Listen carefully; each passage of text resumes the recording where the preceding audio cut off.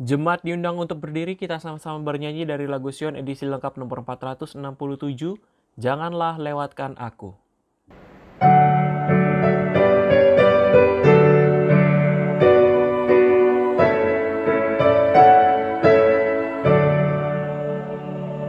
Janganlah lewatkan aku, ya penebusku.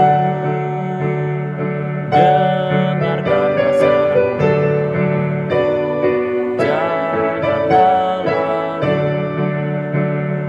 Yesus, Yesus, dengar seruku. Waktu menjemputmu, ingatlah aku. Biarkan aku menghadap, ambillah kamu. Di sanalah aku harap dapat berkatmu. Yesus, Yesus, dengar seruku. Waktu menjemputmu, ingatlah aku. Hanya dalam renunganku ku cari Engkau. Pilu dan buka hatiku, sembuhkan aku. Yesus, Yesus, dengar seruku. Waktu menjemputmu, ingatlah aku. Engkau Yesus bagiku, yang lebih indah dari segala sesuatu di dalam dunia. Yesus, Yesus, dengar seruku. Waktu menjemputmu, ingatlah aku.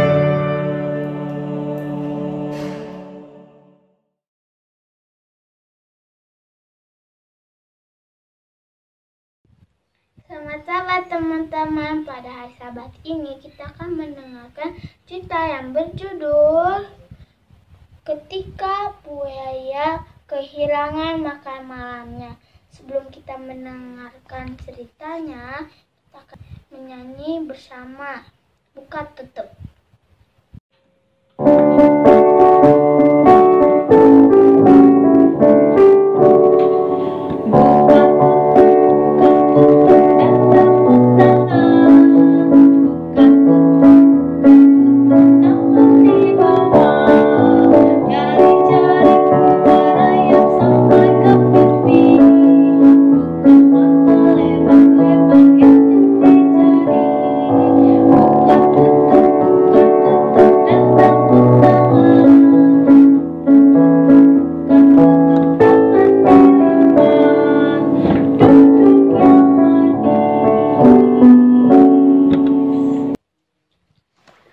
Pernahkah engkau menemukan sebuah tempat bersembunyi yang benar-benar bagus ketika engkau bermain petak umpet? Seperti itulah tempat yang dicari oleh ibunya Musa. Raja Firaun, Raja Mesir merasa takut orang-orang Israel yang tinggal di negaranya semakin bertambah banyak. Jadi dia memanggil penasehatnya. Apakah yang harus kita lakukan kepada orang-orang Israel ini? Mereka sudah terlalu banyak dan mereka sangat kuat. Mereka bisa mengambil alih negara kita. Akhirnya disetujui bahwa Firaun akan mengeluarkan perintah. Semua bayi laki-laki orang Israel harus dibunuh. Mereka tidak akan menjadi besar karena mereka akan segera mati. Yokebed dan Amran merasa sedih dan takut. Mereka mempunyai pengharapan yang besar bagi bayi laki-laki mereka. Allah telah berjanji akan mengirimkan seseorang untuk memimpin bangsa mereka keluar dari perbudakan. Mungkin bayi inilah yang akan dikirim Allah. Mereka tidak mau kalau bayi laki-laki mereka ini mati. Jadi mereka memutuskan untuk menyembunyikan dia. Selama 3 bulan, mereka berhasil menyembunyikan bayi Musa di rumah. Tetapi setelah itu, bayi Musa mulai mengeluarkan banyak suara. Yokebed takut kalau tentara Mesir mendengar suara bayi mereka. Sementara mereka berdoa, mereka mendapat sebuah pemikiran. Kita akan meletakkan bayi Musa di sungai, kata Yokebed.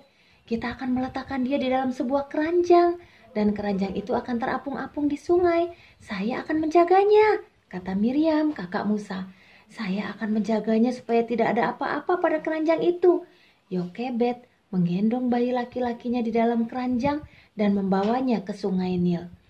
Dia meletakkan keranjang itu di antara semak-semak supaya keranjang itu tidak terapung ke sana kemari. Miriam menjaga keranjang kecil itu untuk memastikan tidak terjadi apa-apa terhadap adiknya.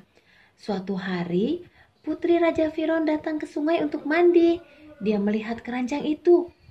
Benda apakah itu yang bergerak di antara semak-semak? Segera hamba-hambanya mengambil keranjang itu dan membawanya kepada sang putri. Dia membuka tutup keranjang itu dan melihat ke dalam, dan bayi Musa mulai menangis.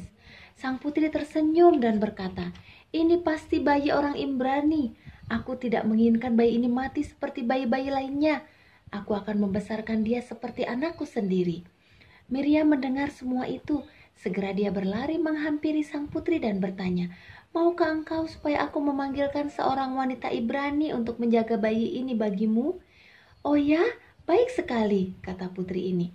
Miriam segera berlari untuk memberitahukan kepada ibunya. Ketika Yokebed tiba, putri itu tersenyum. "Tolong jaga anak ini," katanya. "Aku akan membayarmu, dan tolong bawakan kembali anak ini kepadaku bila dia sudah besar." Yokebed merasa sangat gembira. Mereka dapat mengasuh bayi mereka, bahkan mereka pun dibayar. "Ini adalah keajaiban," kata Amran. "Allah pasti mempunyai rencana bagi bayi kita ini." "Iya," jawab Yokebed, "kita akan mengajarkan kepadanya segala sesuatu yang kita dapat ajarkan mengenai Allah di surga. Dia harus tahu semuanya sebelum dia dibawa ke istana dan tinggal bersama Tuan Putri." Sang putri menitip bayi Musa untuk tinggal bersama Yokebed selama 12 tahun. Amran dan Yokebed mengajarkan Musa tentang Allah dan umatnya. Tetapi saat tiba baginya untuk Musa pindah ke istana, kehidupan di istana sangat menyenangkan. Musa banyak belajar di sana, tetapi dia tidak pernah melupakan Tuhan. Anak-anak, terima kasih sudah mendengarkan cerita pada hari Sabat ini. Bagaimana Tuhan menjaga bayi Musa di sungai Nil. Tidak ada buaya yang menghampirinya. Padahal di sungai itu banyak sekali buaya. Anak-anak, Tuhan akan melindungi kita apabila Tuhan menyertai kita. Ayat kita pada hari Sabat ini terdapat di dalam Mazmur 150 ayat yang ke-6. "Biarlah segala yang bernapas memuji Tuhan. Haleluya." Anak-anak, mari kita bersama memuji Tuhan. Untuk itu, kita akan bersama-sama menundukkan kepala dan kita berdoa. Tuhan di surga, terima kasih kami sudah mendengarkan cerita yang begitu indah, di mana Engkau menjaga Musa di sungai Nil. Biarlah Engkau pun menjaga kami anak-anak, supaya kami dapat selalu memuji Tuhan. Terima kasih Bapa, Engkau mendengar doa kami. Di dalam nama Tuhan Yesus kami berdoa. Amin.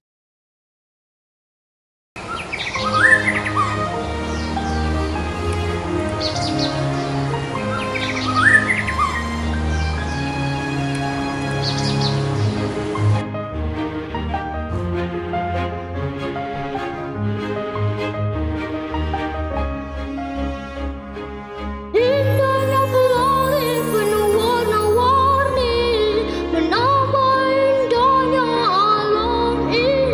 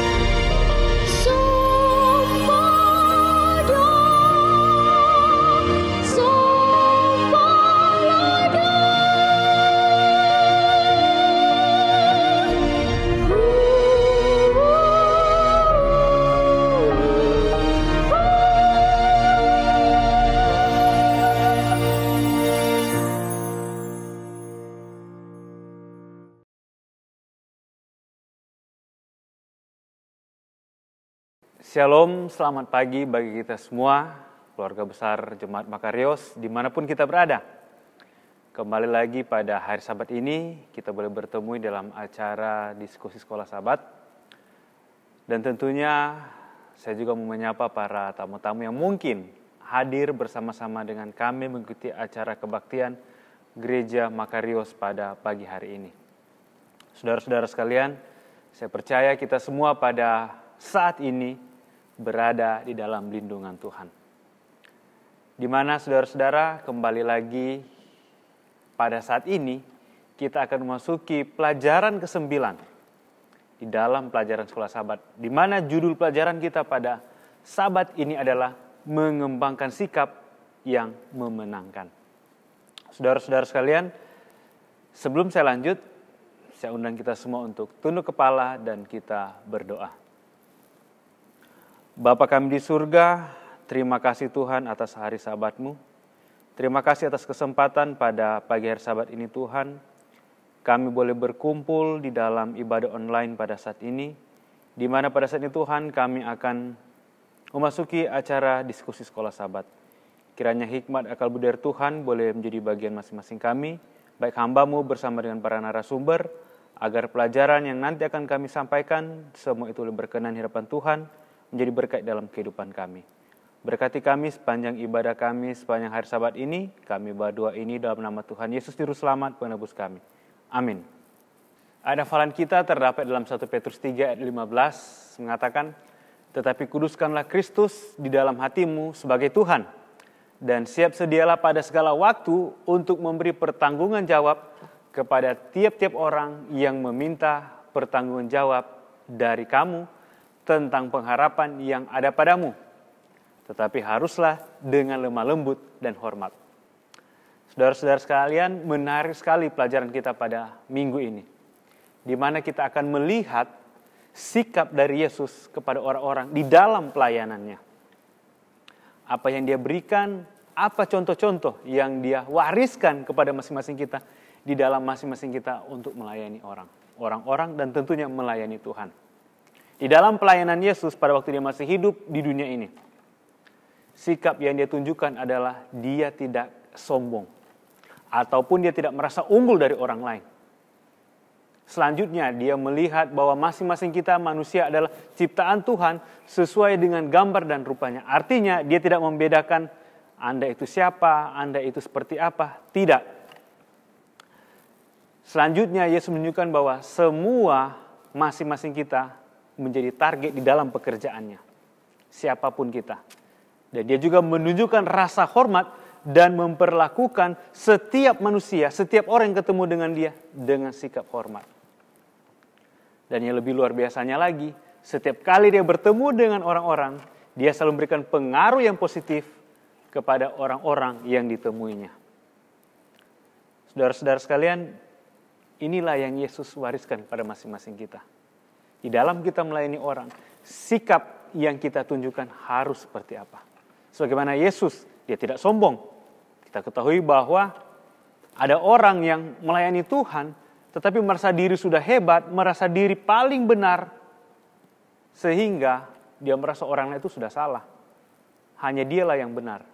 Apakah seperti yang Yesus tunjukkan? Tidak.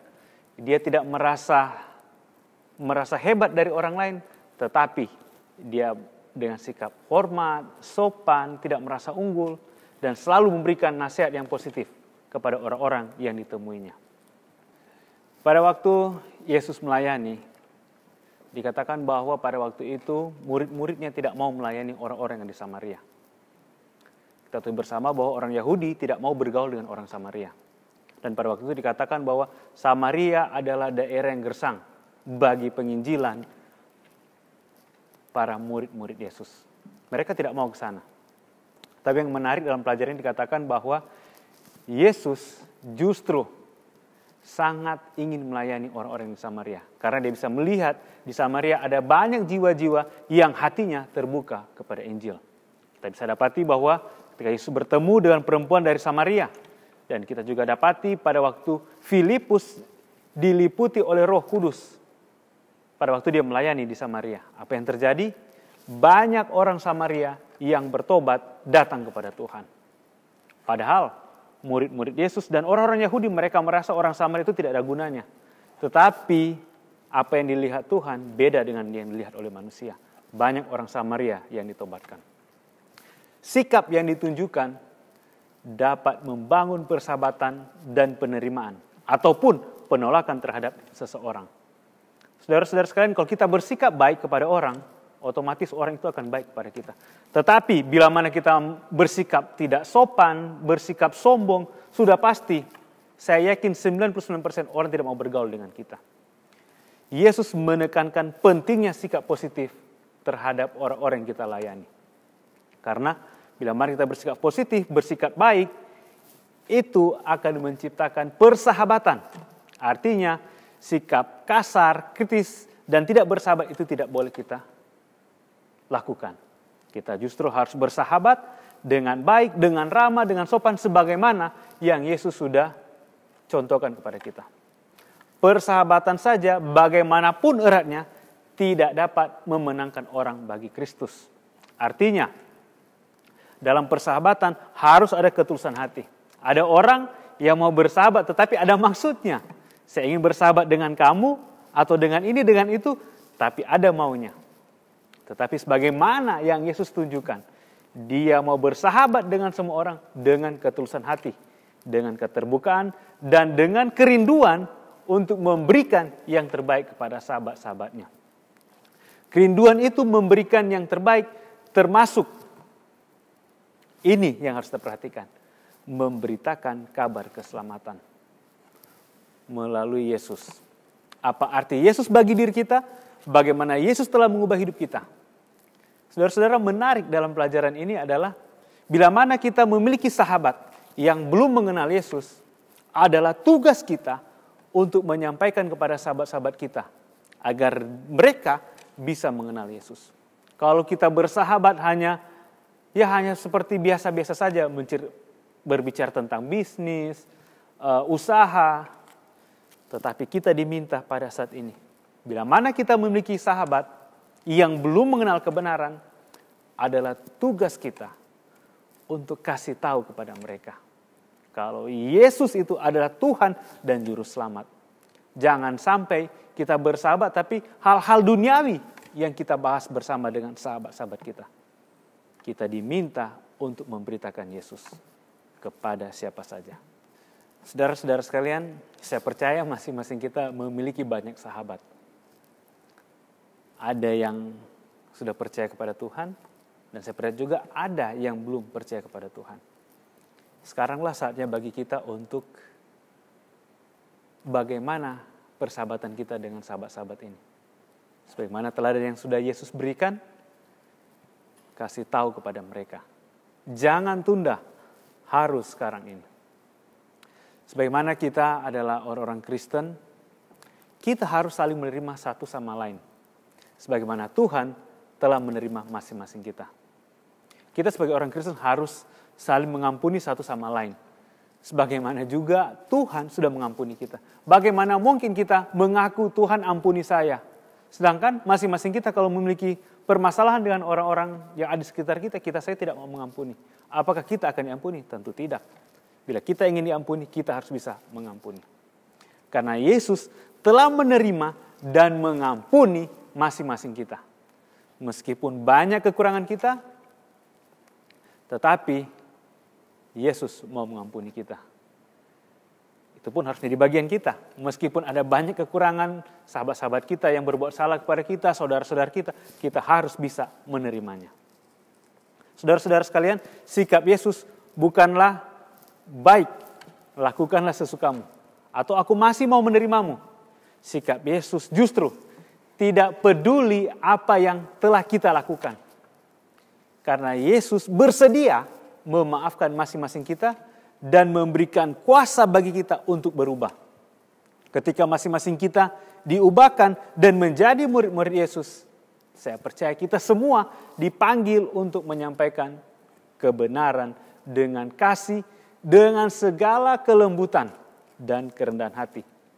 Dan Tuhan mengundang masing-masing kita untuk bergabung bersamanya untuk membagikan kabar keselamatan kepada semua orang. Saudara-saudara sekalian, di dalam pelajaran kita pada minggu ini, Tuhan mau memakai masing-masing kita. Dia tidak peduli apa latar belakang kita, seburuk apa yang telah kita lakukan. Bila mana kita mau bertobat, bila mana kita mau datang kepada Tuhan, mengakui segala kesalahan kita, kita akan diobahkan. Dan setelah kita diobahkan, Tuhan akan memberikan kuasa kepada masing-masing kita untuk menjadi kawan kerja Tuhan. Saudara-saudara sekalian, saya bersyukur oleh karena pada saat ini saya ditemani oleh narasumber, ada Pak Hermawan bersama dengan Renaldi. Untuk itu saudara-saudara, saya ingin memberikan pertanyaan kepada Pak Hermawan, dan pertanyaan kita bisa lihat di screen. Selamat sahabat kepada seluruh jemaat Makarios. Pertanyaan yang diberikan kepada saya dalam pelajaran Suka Sabat minggu ini terdapat di pelajaran hari Rabu tanggal 26, paragraf yang terakhir, sebagai berikut. Bagaimanakah mungkin untuk menerima seseorang tanpa menerima perilaku berdosa orang itu? Bagaimanakah kita dapat menerima sementara pada saat yang sama tidak memaafkan? Untuk menjawab pertanyaan di atas, saya akan membacakan 2 paragraf yang ada di pelajaran kita pada hari Rabu tanggal 26. Dimulai dari paragraf kedua, alinea kedua. Karena Kristus telah mengampuni dan menerima kita masing-masing, dapatkah kita menolak untuk saling memaafkan dan menerima satu sama lain? Faktanya, justru karena Yesus telah menerima kita, makanya kita dapat saling menerima, walaupun ada kekurangan satu sama lain. Paragraf kelima, bagaimanakah sikap Anda terhadap orang lain? Berikut ini adalah konsep yang sulit dipahami oleh sebagian orang. Penerimaan yang tulus berarti bahwa kita menerima orang lain apa adanya, dengan semua kebiasaan berdosa mereka, karena mereka adalah manusia yang diciptakan menurut gambar Allah. Karena Kristus mati untuk kita ketika kita masih berdosa, dan kita diperdamaikan dengan Allah ketika kita adalah seterunya, kita dapat mengampuni dan menerima orang lain. Kasih-Nya kepada kita menjadi dasar penerimaan dan pengampunan kita terhadap orang lain. Jadi karena Kristus telah menerima kita apa adanya dengan semua dosa dan kesalahan kita, dan mengampuni kita, maka hal ini memungkinkan kita semua untuk saling menerima dengan segala kekurangan kita masing-masing. Lalu bagaimanakah kita dapat menerima sementara pada saat yang sama tidak memaafkan? Sebagai jemaat Makarios, saya percaya masing-masing kita semua dapat menerima dan memaafkan orang yang telah besar pada kita. Selain karena Tuhan telah terlebih dahulu mengampuni dosa kita, hal lain yaitu dengan memaafkan dengan memaafkan akan membuat kita lebih bahagia, tidak ada beban, dan membuat tubuh kita atau jiwa kita lebih sehat dan kuat. Demikian jawaban dari saya. Kiranya Tuhan memberkati seluruh jemaat Makarios. Amin. Pertanyaan kedua untuk Saudara Renaldi. Pertanyaan juga kita bisa lihat di screen. Selamat sahabat semuanya. Topik kita pada minggu ini adalah mengembangkan sikap yang memenangkan. Jadi di sini bagaimana kita bersikap itu akan menentukan bagaimana kita dapat menginjili orang lain. Saya akan menanggapi pertanyaan yang diberikan saya. Pertanyaannya bisa dilihat di bawah ini ya.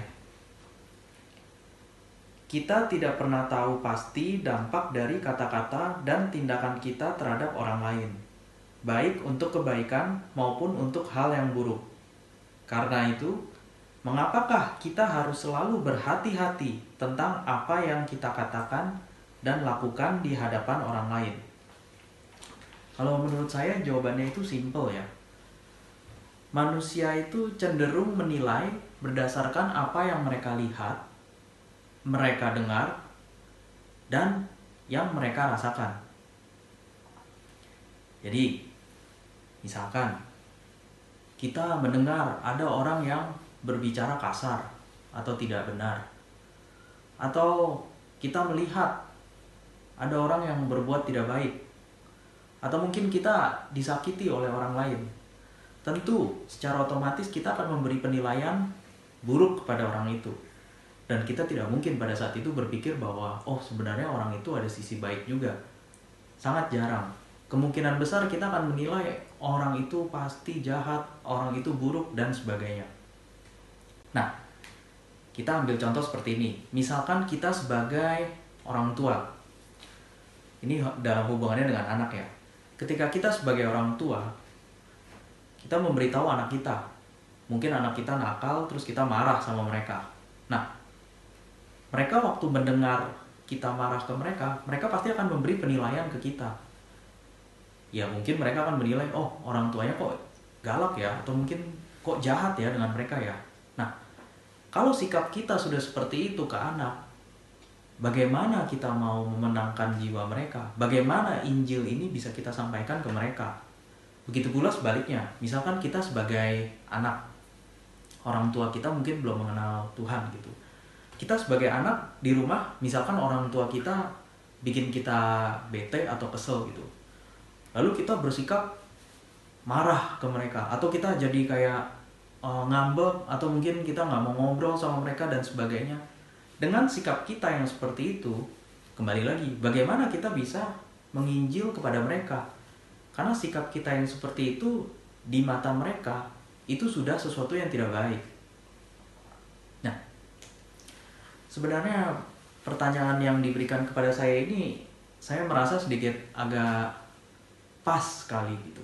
Karena baru sekitar sebulan lebih yang lalu itu, saya berpikir, sulit sekali ya kayaknya ya, kalau ada orang yang kita kesel ya, ada orang yang bikin kita jengkel gitu, terus gimana kita bisa bersikap baik ke mereka gitu.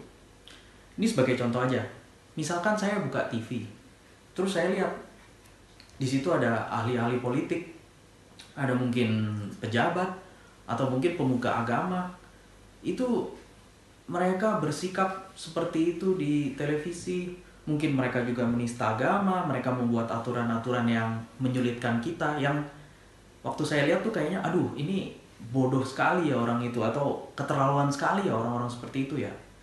Dan waktu saya mikir, kayaknya susah deh saya untuk bisa, kalau ketemu mereka ya, saya bisa kayak, oh biasa aja gitu. Kayak ada muncul di hati saya kayak, aduh ini orang benar-benar keterlaluan gitu. Kenapa? Karena saya pernah ketemu salah satu pejabat di sini. Waktu itu saya lagi ke sebuah mall, saya ketemu sama dia, saya lihat, oh saya kaget, oh baru kali ini gitu saya ketemu langsung gitu sama pejabat begitu. Saya lihat di kiri kanan dia itu ada bodyguard, tapi bodyguardnya itu pakai bajunya kayak preman gitu. Terus saya mikir, oh ya emang pantes lah, emang ini pejabat juga modelnya juga tampangnya kayak gitu. Saya udah agak kesel gitu waktu itu. Jadi saya mikir kayak, aduh saya jijik ngelihat ini orang. Kenapa? Dengan sikapnya, dengan kebijakannya itu banyak merugikan saya sebagai warga gitu ya. Jadi saya pikir kayak, aduh ini sebel banget ngelihat dia gitu. Nah, baru beberapa bulan, yang hampir sebulan lah, saya mikir, kalau misalkan saya aja ngelihat orang-orang itu, saya kerasa sebel, saya kerasa ya tanda kutip benci lah gitu. Padahal saya nggak kenal mereka, mereka juga nggak kenal saya pasti. Cuman dengan saya melihat sikap mereka yang seperti itu, saya langsung kayak ada perasaan sikap yang nggak baik gitu ke mereka. Nah, tiba-tiba saya kepikir, mereka semua yang saya rasa menyebalkan dan tanda kutip menjijikan itu, mereka itu adalah makhluk ciptaan juga, makhluk ciptaan Tuhan juga. Saya lagi mikir, kalau saya sebagai Tuhan gitu, saya melihat ini orang-orang ini menyebalkan sekali, aduh kayaknya pengen saya pencet, musnah gitu. Tapi saya pikir, kenapa Tuhan enggak seperti itu ya? Dan maksud saya mikir, kok Tuhan bisa ya tahan dengan melihat sikap-sikap mereka yang seperti itu gitu. Apalagi mungkin banyak di antara mereka yang mungkin melakukan kejahatan, pembunuhan, penipuan, korupsi, dan sebagainya gitu. Tapi saya mikir, kok bisa ya Tuhan itu masih bisa memberikan kesempatan kepada mereka untuk bertobat gitu. Nah, dari situ aplikasinya untuk saya pribadi, saya melihat ketika saya mungkin kesel dengan teman saya, dengan orang-orang sekitar saya berpikir, saya jadi ingat Tuhan gitu. Saya melihat Tuhan itu tidak benci kepada orang-orang yang berdosa. Tuhan tidak benci kepada personal orang-orang itu. Yang Tuhan benci itu adalah dosanya atau sikapnya. Begitu juga saya mendapatkan seperti kayak saya jadi mengerti gitu. Berarti saya pun atau kita pun ketika kita melihat ada orang yang berbuat tidak baik ke kita, ketika kita melihat orang berbuat yang tidak baik ke orang lain, mungkin alangkah baiknya kalau kita tidak membenci mereka, tetapi kita boleh benci dosanya mereka, atau kita boleh benci sikapnya mereka, tapi jangan benci orangnya. Kenapa? Ketika kita sudah membenci orangnya, kemungkinan besar kita udah tidak ada kesempatan untuk dapat menginjil kepada mereka, dan tentu mereka juga tidak akan mendapatkan kesempatan mendapatkan pengenalan Tuhan dari kita. Kenapa? Karena dari kitanya aja udah nggak suka sama mereka. Jadi memang nggak mudah. Saya sendiri udah sebulan lebih ini mencoba merenungkan, itu tidak mudah. Gimana kita bisa membenci sikapnya, membenci dosanya, tetapi kita tidak boleh membenci orangnya. Mungkin itu pelajaran bagi kita semua. Bagaimana kita dapat melatih diri kita ketika kita melihat orang-orang yang mungkin menyebalkan, yang mungkin berbuat tidak baik ke kita. Kita bisa tetap mengasihi orangnya. Yang kita perlu tidak suka adalah sikapnya atau dosanya. Ya, jadi kembali lagi ke pertanyaannya, bagaimana kita harus selalu berhati-hati. Kenapa kita harus berhati-hati? Ya itu tadi, karena sebagian besar orang itu menilai hanya dari apa yang mereka lihat, mereka dengar, dan mereka rasakan.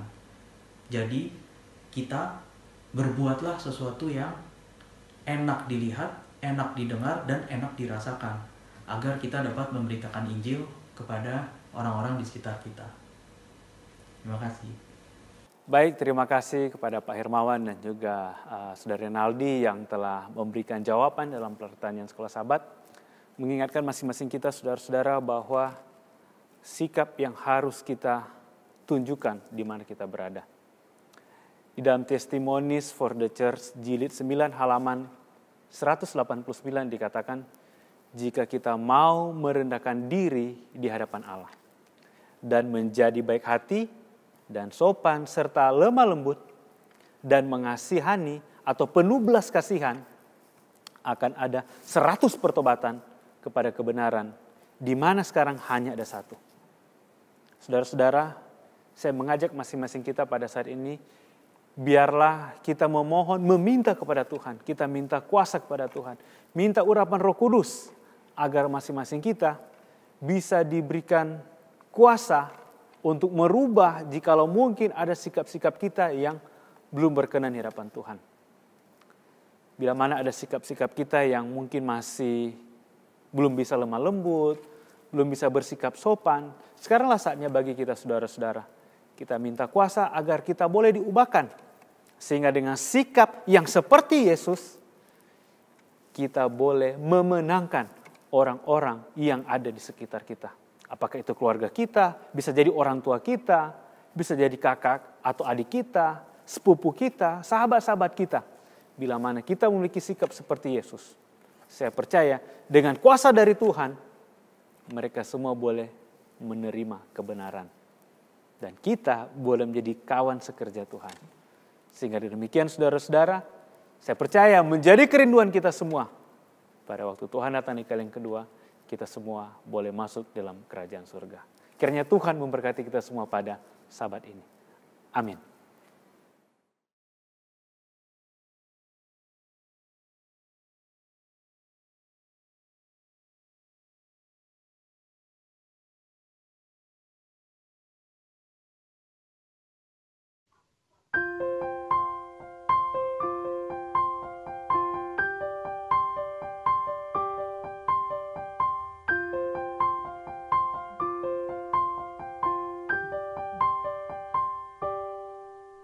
Di tengah dunia yang tak menentu dan menderita,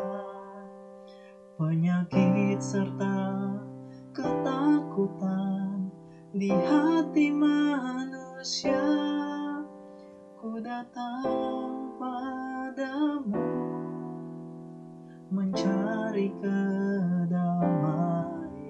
Ku memohon padamu, pulihkan umatmu. Engkau Bapa yang baik, pulihkan penuhi jiwaku di saat semua kelihatan gelap tak menentu. Tanganmu memegangku, kasih-Mu selamatkanku.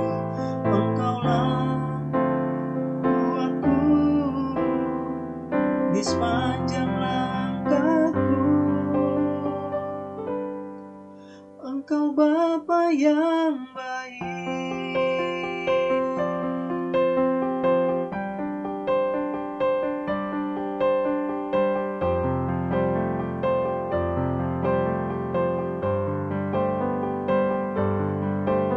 Di tengah dunia yang tak menentu dan menderita, penyakit serta ketakutan di hati manusia,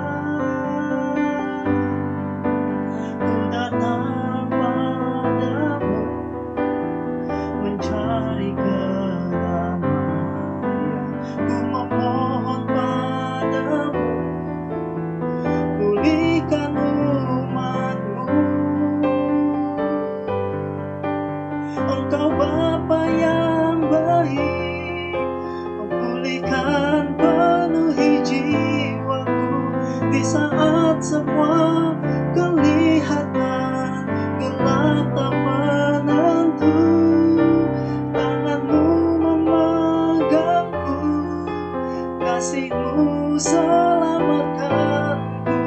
Engkaulah kuatku di sepanjang langkahku. Kuatkan imanku dan percayaku. Pakailah hidupku menjadi terang di dunia yang gelap ini.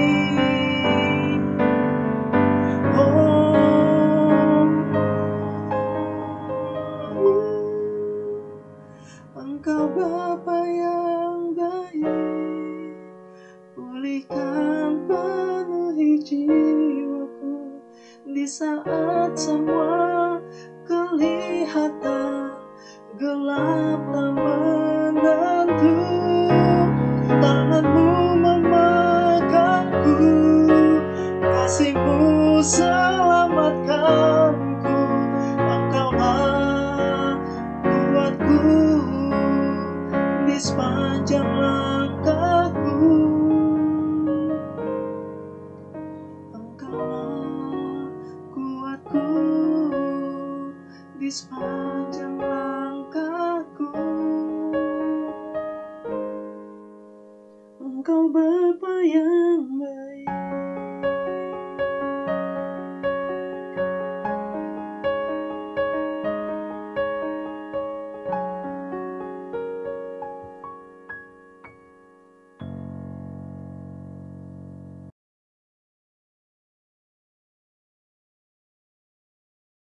Selamat sahabat, saudara sekalian.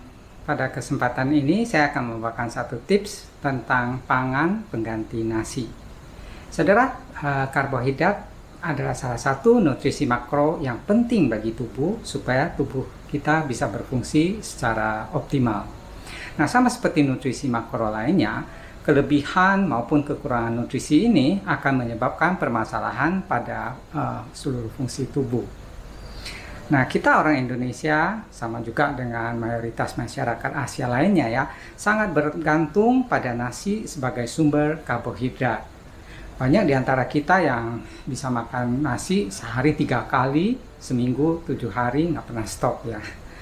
Nah, saudara, terlalu banyak mengkonsumsi nasi, ini dapat menimbulkan problem Di antaranya adalah triglycerid yang tentu cenderung tinggi dan itu bisa berbahaya juga bagi jantung ya. Lalu gula darah juga bisa tinggi dan lain sebagainya. Nah saudara, terlebih lagi nasi yang biasa kita makan itu adalah nasi putih yang sudah diproses sehingga menjadi miskin nutrisi dan juga seratnya berkurang juga. Nah, pada tips kali ini kita akan coba lihat beberapa pangan pengganti nasi dengan kelebihan dan kekurangannya tentu. Nah, semoga saudara bisa mendiversifikasikan sumber karbohidrat yang saudara makan bukan hanya dari nasi saja, melainkan juga dari berbagai pangan pengganti nasi yang lebih sehat lah. Nah, pertama kita lihat jagung ya. Jagung versus nasi. Jagung mengandung vitamin A, E, C, dan K. Sementara di nasi tidak ada vitamin A, E, C, K tersebut. Lalu jagung juga lebih kaya dengan vitamin B, kecuali vitamin B9 yang nggak ada ya. Di nasi ada. Nah, saudara lihat di tabel berikutnya, ini adalah tabel perbandingan komposisi nutrisi dari jagung vs nasi. Di sini terlihat jagung lebih tinggi kolinnya, kemudian potasium, magnesium, dan fosfor. Sementara di nasi lebih kaya dengan zat besi, kalsium, dan tembaga. Tapi di jagung lebih kaya serat yang penting dan juga kolin yang penting untuk pertumbuhan, untuk sintesa DNA, dan juga metabolisme tubuh. Kalau saudara kekurangan kolin itu bisa menyebabkan penyakit liver, bisa menyebabkan kerusakan otot dan penurunan dari kognitif otak saudara. Nah, di grafik berikutnya ini adalah untuk menunjukkan berapa kebutuhan harian dari vitamin dan mineral yang dapat dipenuhi dari 300 gram makanan jagung dan nasi tersebut. Di bagian bawah saudara lihat berapa persen lebih banyak kandungan nutrisi dibandingkan makanan yang ada di sebelahnya kiri kanan, yaitu untuk membandingkan. Di sebelah kiri saudara lihat adalah persentase nutrisi jagung yang lebih banyak daripada nasi. Sementara yang sebelah kanan itu adalah persentase nutrisi nasi yang lebih banyak dari jagung. Jadi masing-masing ada kelebihannya dan ada kekurangannya satu dibandingkan dengan yang lain. Nah, di grafik berikut ini menunjukkan kalkulasi total skor dari kebutuhan harian vitamin dan mineral dari kedua makanan ini. Di sini terlihat jagung memiliki skor sedikit lebih baik daripada nasi. Dan di grafik ini terlihat bahwa protein jagung itu sedikit lebih tinggi daripada nasi, yaitu 20% versus 16%. Kalau karbohidrat di jagung lebih rendah daripada nasi ya, 19% lawan 28%. Tapi lemak jagung itu lebih tinggi ya, 6 kali lebih tinggi daripada nasi, yaitu 6% banding 1%. Ya memang si jagung kan suka dipakai untuk membuat minyak jagung. Sekarang kita coba lihat lagi makanan kedua yang umum di negara kita, yaitu singkong. Singkong versus nasi. Nah, singkong lebih kaya dengan kolin, dengan potasium, magnesium, vitamin C, dan lebih kaya serat. Kalau nasi lebih banyak vitamin B1, B3, B5, dan B9-nya. Nah, untuk skor komposisi vitamin singkong itu sedikit lebih baik daripada nasi, masing-masing dengan kelebihan dan kekurangannya. Sementara kandungan protein singkong hanya setengah dari nasi. Kemudian di karbohidrat singkong itu lebih tinggi daripada nasi, yaitu 38% lawan 28%. Berikutnya kita coba lihat kentang, saudara. Kentang itu lebih banyak kolin, potasium, magnesium, vitamin C, dan serat. Sementara di nasi itu lebih tinggi zat besi dan sengnya. Dan di grafik ini terlihat skor kandungan mineral kentang itu lebih baik daripada nasi 5:3. Sementara untuk vitaminnya, kentang dan nasi sama-sama memiliki skor 5. Tapi secara keseluruhan, vitamin dan mineral pada kentang itu lebih tinggi skornya dibanding nasi. Dan untuk protein dan karbohidrat, kentang itu lebih rendah daripada nasi ya, protein dan karbohidratnya. Setelah kita lihat yang berikutnya adalah talas. Nah, talas itu lebih tinggi vitamin E-nya, potasium, kolin, kalsium, magnesium, fosfor, dan serat. Sementara di nasi lebih tinggi zat besi dan vitamin B3. Nah, saudara, kita lihat talas memiliki skor mineral lebih tinggi dibandingkan nasi, 5:3, sementara skor vitamin di talas itu juga lebih tinggi dibandingkan dengan nasi, yaitu 6:4. Dan secara overall skor vitamin talas itu sedikit lebih baik, lebih tinggi dari nasi, tapi kandungan mineral talas itu jauh lebih tinggi ya, skornya 2 kali lipat dibandingkan nasi. Jadi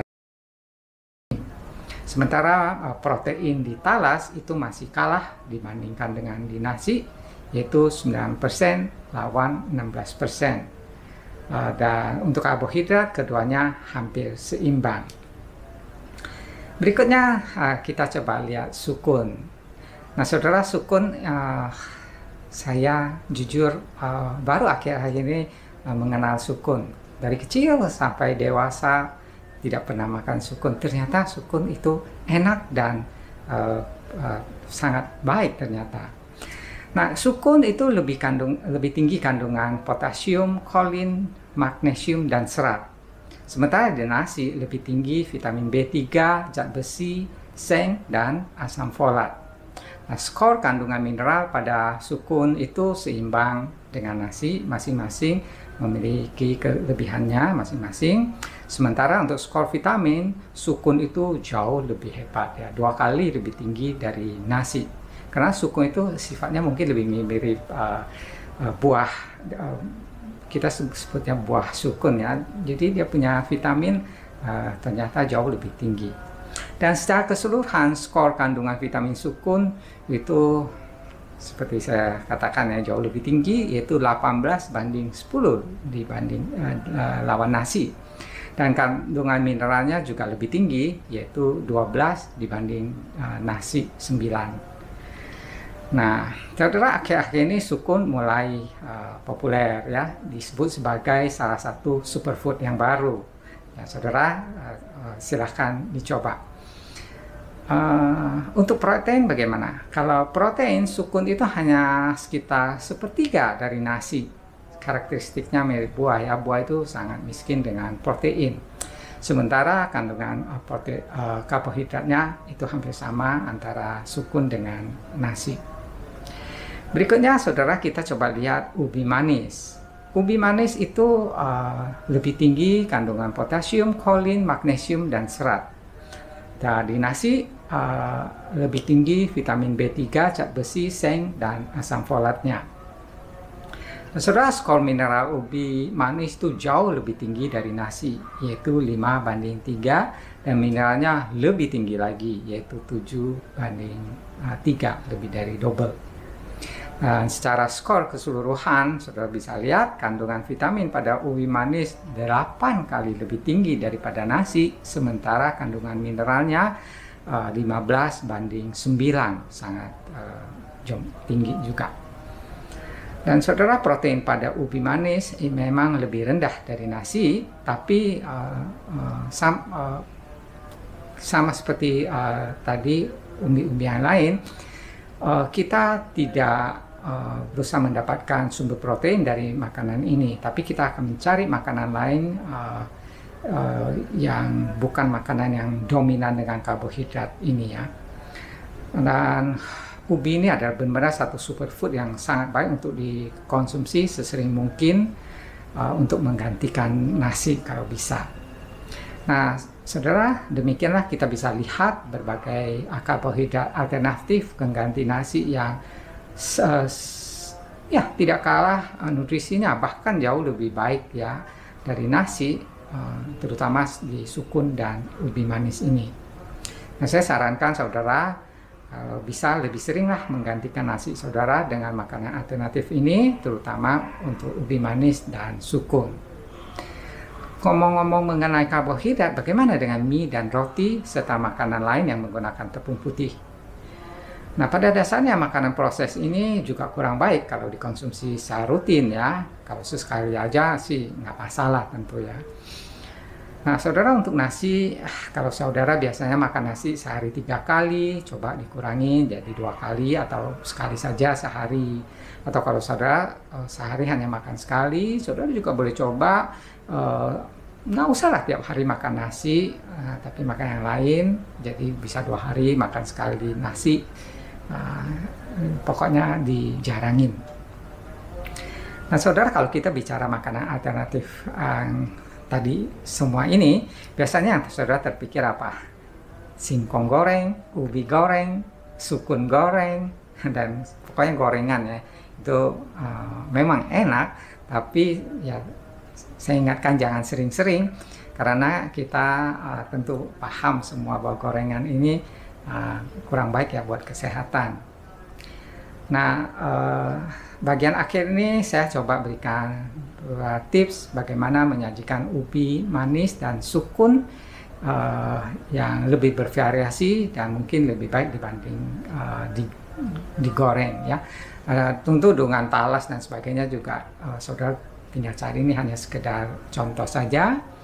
Untuk sukun, kalau makannya jangan digoreng, coba dikukus saja, bisa dimakan begitu saja dengan lauk-lauk yang lainnya.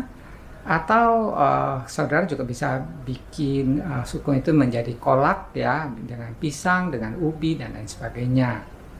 Kalau saudara termasuk orang yang suka makan kue, cobalah ganti tepung yang biasa saudara pakai sebagian ya, mungkin setengahnya.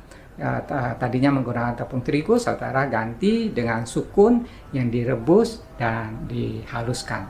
Ada juga yang jual tepung sukun ya, tapi gampangnya direbus aja lalu dipenyekin menjadi halus untuk menggantikan adonan kue dari tepung terigu.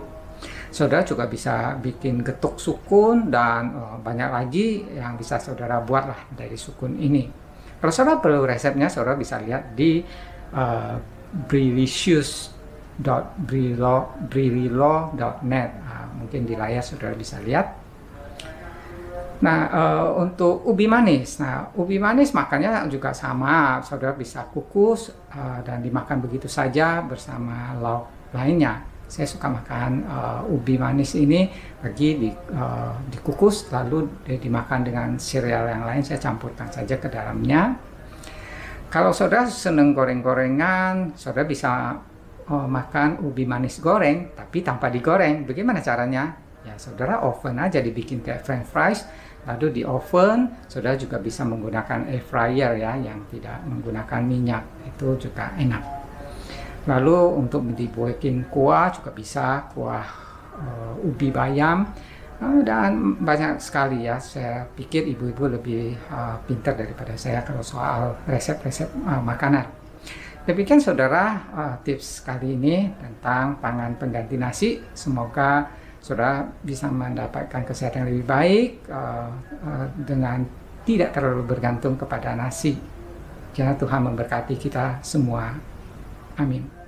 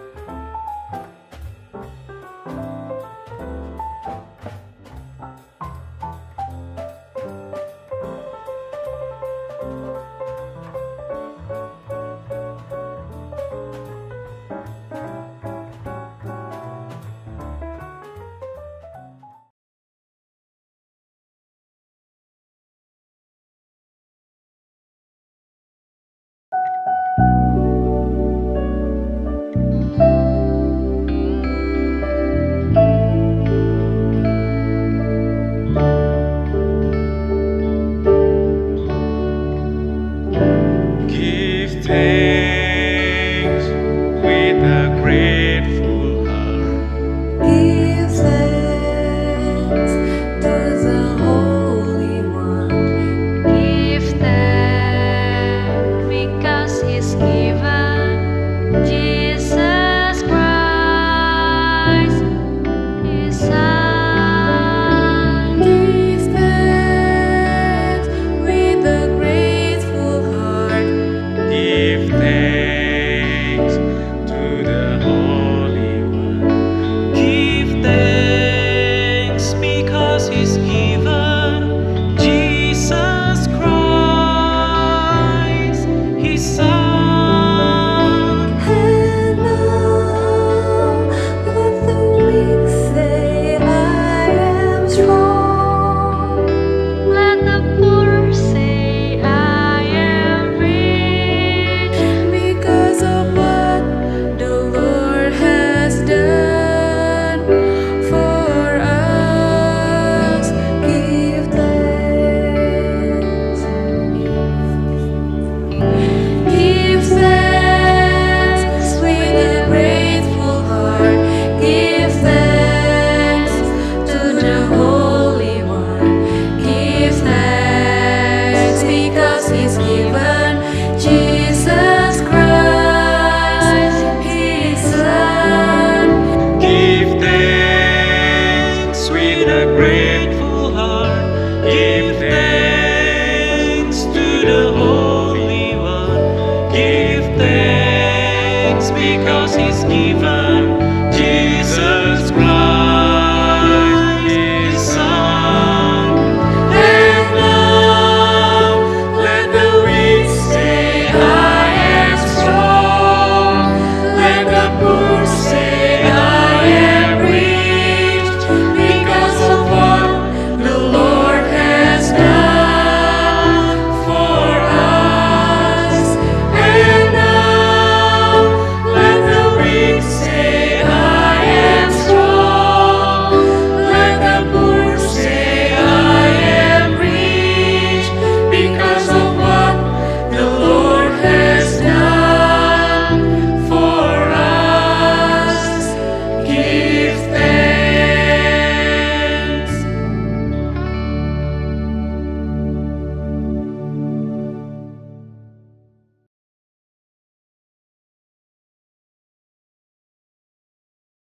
Selamat Sabat, Bapak Ibu, Saudara-saudari yang dikasihi oleh Tuhan.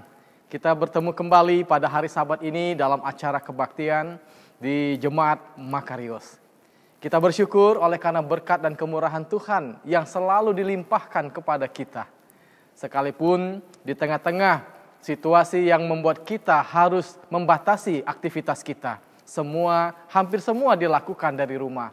Baik kebaktian, baik pekerjaan, ataupun pendidikan anak-anak sekolah. Saudara-saudara yang dikasihi oleh Tuhan. Tanpa terasa sudah hampir 7 bulan, ya, kurang lebih mungkin 7 bulan kita berada di situasi yang seperti ini. Mungkin ada beberapa di antara kita yang sudah mulai tidak lagi dapat menahan akan kejenuhan. Batas kesabaran seperti sudah semakin menipis dan hampir terlewati. Dan tidak sedikit juga yang akhirnya memaksakan diri untuk pergi keluar, bertemu dengan teman-teman, atau kumpul-kumpul di mal untuk berbicara satu dengan yang lainnya. Saudara-saudara, ini menjadi satu tantangan kepada kita. Apakah kita menjadi umat Tuhan yang memiliki kesabaran di dalam menyikapi kehidupan yang demikian? Sebelumnya mari kita tunduk kepala untuk berdoa. Bapa kami yang bertata di dalam kerajaan sorga, saat ini kami mau mendengarkan firman-Mu, dan kami rindu Engkau berbicara kepada kami. Layakkanlah kami, urapi kami dengan roh-Mu, supaya kami dapat mengerti akan pekabaran firman Tuhan pada hari Sabat ini. Di dalam nama Tuhan Yesus kami berdoa, amin. Jadi di zaman sekarang ini, tidak mudah untuk menemukan orang yang panjang sabar.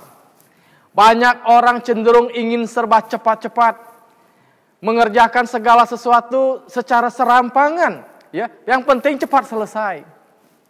Atau ketika dalam menghadapi pergumulan, banyak yang menyerah oleh karena tidak sabar menghadapi tekanan-tekanan dan kesusahan di dalam pencobaan tersebut.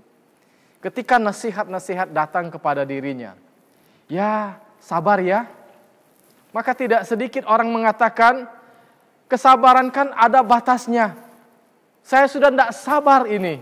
Saudara-saudara yang dikasih oleh Tuhan, saya bisa mengerti bahwa banyak orang tidak bisa sabar. Apalagi ketika di situasi yang semua harus dikerjakan dari rumah. Anak-anak sekolah belajar dari rumah. Ketika menemani anak-anak, saya yakin banyak juga ibu-ibu yang menjadi tidak sabar ketika menghadapi sikap anak-anak berada di depan laptop, mengikuti pendidikan secara online, di mana anak-anaknya mungkin lambat menulis, lambat membaca, atau mungkin dalam perhitungan-perhitungan matematika, perkalian dan pembagian, banyak yang lambat sehingga tidak sedikit ibu-ibu yang gemes lihat anaknya, nggak sabar melihat anaknya. Saudara-saudara yang dikasihi oleh Tuhan, ya.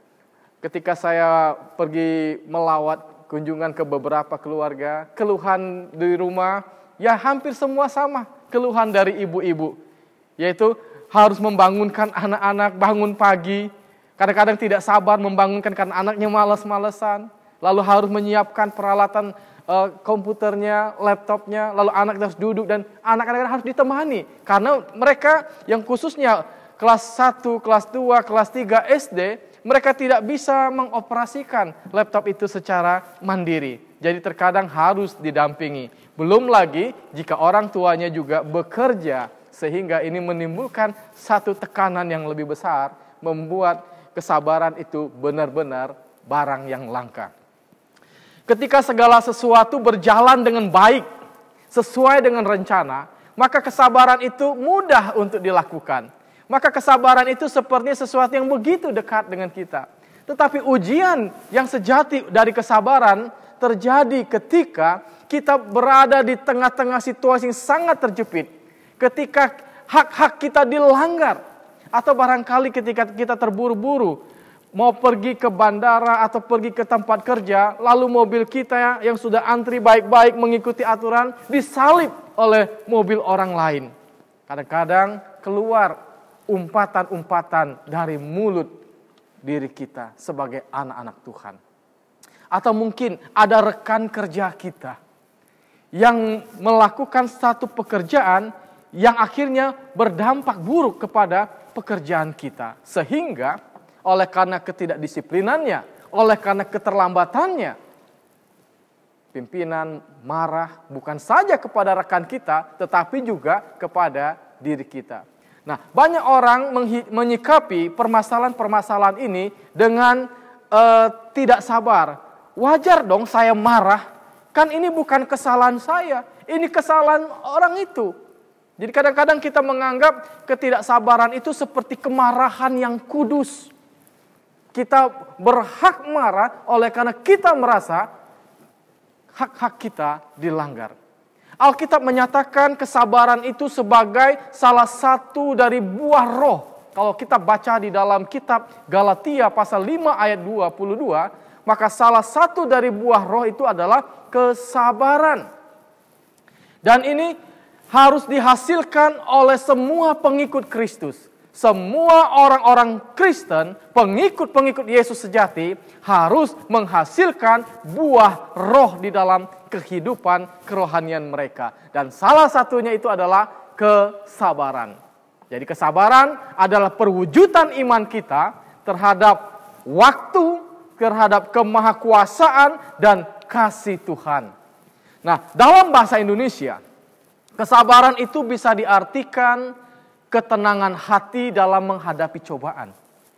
Atau sifat tenang. Dalam hal ini, menahan penderitaan dan penganiayaan. Berapa banyak orang yang bisa menahan penderitaan dan penganiayaan? Saudara-saudara yang dikasihi oleh Tuhan, kalau penderitaan itu hanya sebentar, mungkin banyak orang yang bisa menanggung dan menahannya. Tetapi kalau lamanya penderitaan itu tidak terukur waktunya, maka ini betul-betul menguras stamina mental kita di dalam menghadapi akan penderitaan itu. Saudara-saudara yang dikasihi oleh Tuhan.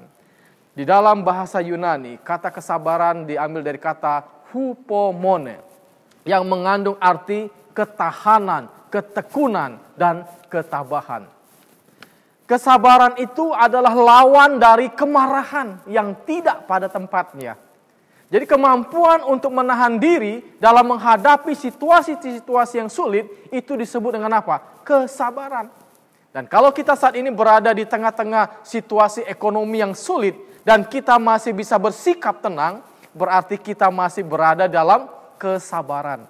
Kalau gaji kita berkurang oleh karena situasi perusahaan di mana kita bekerja sedang menurun penghasilannya, lalu kebijakan perusahaan mengurangi akan pendapatan kita, maka kita harus menyikapi bagaimana.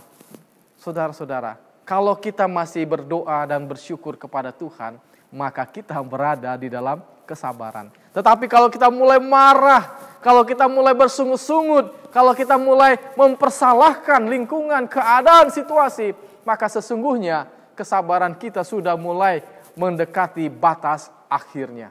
Saudara-saudara, ketika seseorang sudah mulai mencapai puncak daripada batas kesabarannya, maka orang-orang akan berespon dengan tegang dan marah. Kalau kita baca di dalam 1 Korintus pasal 13 ayat yang keempat, saudara-saudara, boleh buka Alkitab di rumah. Dalam kitab 1 Korintus pasal 13 ayat yang keempat.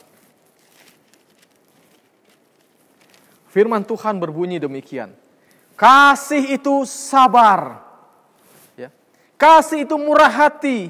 Ia tidak cemburu. Ia tidak memegahkan diri dan tidak sombong. Jadi kasih itu sabar. Jadi sifat Allah itu adalah kasih. Dan semua pengikut-pengikut Tuhan haruslah memiliki kasih seperti Allah. Dan kasih itu sabar. Saudara-saudara yang dikasihi oleh Tuhan. Jadi kalau kita mengasihi Allah, maka sesungguhnya kita harus sabar kepada Tuhan Allah kita. Kalau kita mengasihi pasangan kita, maka kita harus sabar dengan pasangan hidup kita. Kalau kita mengasihi anak-anak kita, maka kita dituntut sabar kepada anak-anak kita. Saudara-saudara yang dikasihi oleh Tuhan. Kenapa? Karena kasih itu sabar. Jadi kesabaran itu adalah sifat Allah. Paulus mengajarkan agar kita mengejar kesabaran. Selain kita mengejar keadilan, beribadah, setia, dan kelemah lembutan, kesabaran adalah sesuatu hal bagian dari sifat Allah yang mutlak harus kita miliki juga. Sebagai pengikut Tuhan, sebagai pengikut Yesus Kristus, kita dituntut untuk memiliki kesabaran.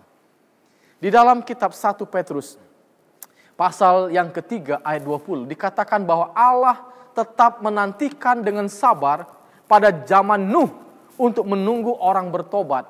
Walaupun nyatanya hanya 8 orang yang bertobat. Kita tahu bahwa pada zaman Nuh, Tuhan berjanji akan membinasakan dunia dengan air bah. Dan Tuhan sangat mengasihi Nuh karena Tuhan melihat Nuh itu orang yang benar. Lalu Tuhan memberitahukan kepada Nuh rencana untuk membinasakan dunia ini dengan air bah. Lalu Nuh disuruh membuat bahtera. Lamanya waktu yang diberikan kepada Nuh, selain membuat bahtera, dia juga harus berkhotbah kepada anak-anaknya, kepada sanak keluarga, kepada teman-teman dan masyarakat di mana dia tinggal. 120 tahun lamanya. Tuhan memberikan waktu kepada umat-umat manusia. Tetapi setelah di akhir 120 tahun, Nuh mengerjakan pekerjaan pembangunan bahtera. Nuh berkhotbah kepada teman-teman, kepada masyarakat di mana dia tinggal. Berapa orang yang masuk ke dalam bahtera? Saudara-saudara, hanya 8 orang saja. Kenapa Tuhan harus menunggu 120 tahun baru mendatangkan air bah? Karena Tuhan sabar kepada umat-umat manusia. Tuhan menghendaki supaya jangan ada yang binasa. Itu sebabnya Tuhan mengirim Nuh dan mengamarkan kepada orang-orang banyak akan bahaya bencana air bah yang akan didatangkan. Tetapi sayang sekali, masyarakat yang hidup pada zaman itu tidak percaya akan pekabaran yang disampaikan oleh Nabi Tuhan, yaitu Nuh. Di dalam kitab Roma, pasal yang kedua, ayat yang keempat. Maukah engkau menganggap sepi kekayaan kemurahannya, kesabarannya, kelapangan hatinya? Tidakkah engkau tahu bahwa maksud kemurahan Allah ialah menuntun engkau kepada pertobatan? Jadi, maksud kemurahan Allah ialah menuntun umat-umat manusia, menuntun saudara dan saya kepada pertobatan. Jadi jangan anggap sepi amaran-amaran Tuhan. Jangan anggap sepele panggilan pertobatan yang disampaikan kepada kita melalui firman Tuhan. Dan di dalam kitab 2 Petrus pasal yang ketiga ayat yang ke-15. Anggaplah kesabaran Tuhan kita sebagai kesempatan bagimu untuk beroleh selamat. Seperti juga Rasul Paulus, saudara kita yang kekasih, telah menulis kepadamu menurut hikmat yang dikaruniakan kepadanya. Jadi kita harus menganggap, kenapa sampai sekarang Tuhan belum datang? Kenapa Tuhan Yesus belum datang untuk yang kedua kali? Kita harus menganggap bahwa inilah kesempatan yang Tuhan masih berikan kepada kita, agar kita bertobat, agar kita beroleh selamat. Yesus Kristus Juru Selamat kita. Dia telah menunjukkan kesabarannya dengan mengasihani orang yang paling berdosa, yaitu Paulus. Karena inilah pengakuan Paulus, dia katakan, akulah orang yang paling berdosa. Di dalam 1 Timotius pasal 1 ayat 16. Kitab 1 Timotius pasal 1 ayat yang ke-16. Tetapi justru karena itu aku dikasihani, agar di dalam diriku ini sebagai orang yang paling berdosa, Yesus Kristus menunjukkan seluruh kesabarannya. Dengan demikian aku menjadi contoh bagi mereka yang kemudian percaya kepadanya dan mendapat hidup yang kekal. Jadi Paulus dikatakan dia mengakui bahwa dia adalah orang yang paling berdosa. Apa dosa-dosa yang sudah diperbuat oleh Paulus? Sehingga dia menyatakan dalam 1 Timotius tadi bahwa aku orang yang paling berdosa. Jadi kalau kita baca dalam 1 Timotius 1 ayat yang ke-13, dia menyatakan, aku yang tadinya seorang penghujat, seorang penganiaya, dan seorang yang ganas, tetapi aku telah dikasihaninya, karena semua itu telah kulakukan tanpa pengetahuan, yaitu di luar iman. Jadi sebelum Paulus beriman kepada Yesus, dia adalah seorang penghujat. Dia memfitnah pengikut-pengikut Yesus sebagai orang-orang sesat yang ingin merusak tatanan adat istiadat orang-orang Yahudi. Dan dia memfitnah orang-orang ini kepada Mahkamah Agung supaya dia boleh mendapatkan surat kuasa untuk menangkap orang-orang yang telah mempercayai Yesus, untuk ditangkap, dimasukkan ke dalam penjara, untuk dicambuk, disesah, bahkan sampai dihukum mati. Begitu ganas Paulus ini. Tetapi setelah dia bertobat, dia menjadi seorang yang memiliki kelimpahan kasih karunia Tuhan. Dia datang kepada Tuhan dengan setulus hatinya. Dia melayani dengan penuh sukacita.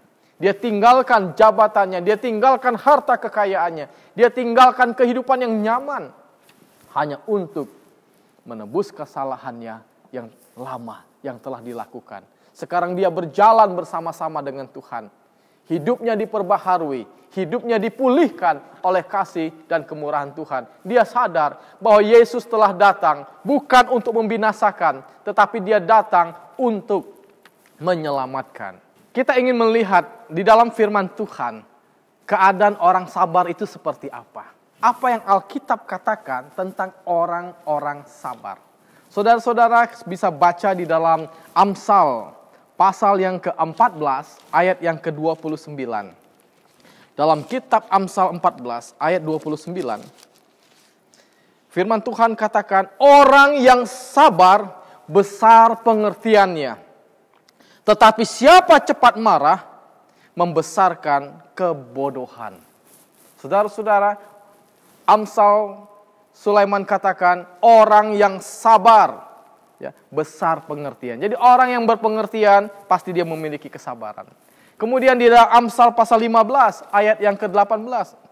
Si pemarah membangkitkan pertengkaran, tetapi orang yang sabar memadamkan perbantahan.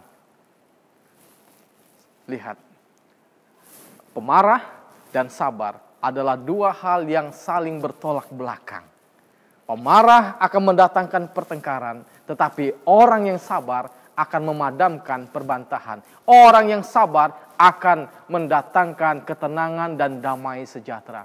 Saudara bayangkan ketika saudara sedang dimarahin oleh orang tua, oleh pimpinan di perusahaan, lalu saudara mulai menjawab, mulai ikut-ikut marah kepada orang tua atau marah kepada pimpinan. Apa yang terjadi? Maka persoalan bukannya mengecil dan selesai, justru persoalan makin apa? Akan makin besar. Ya. Tetapi bila mana ketika kita dimarahin, ketika kita ditegur, kita sabar, kita tenang. Walaupun mungkin kita merasa, saya tidak berbuat salah kok.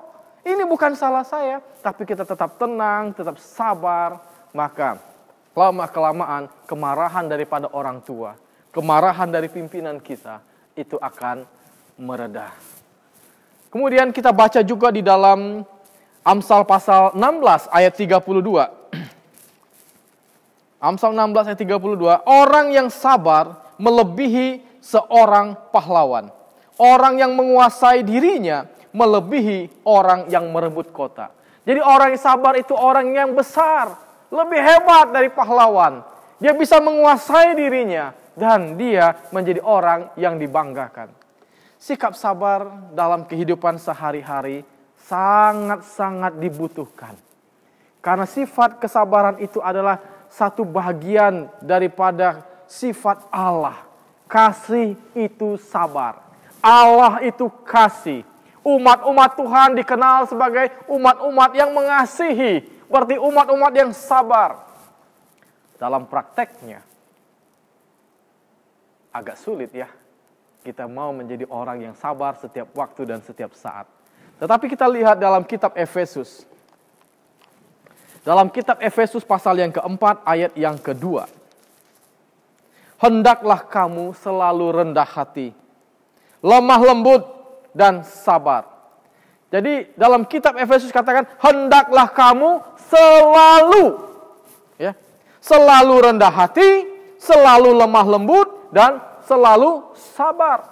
Tiga hal ini menjadi tiga serangka yang tidak bisa dipisahkan.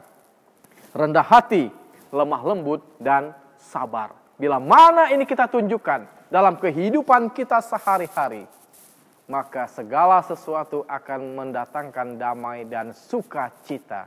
Di ayat yang selanjutnya, dalam kitab 1 Korintus, pasal yang ke-13, ayat 4 dan ayat 7.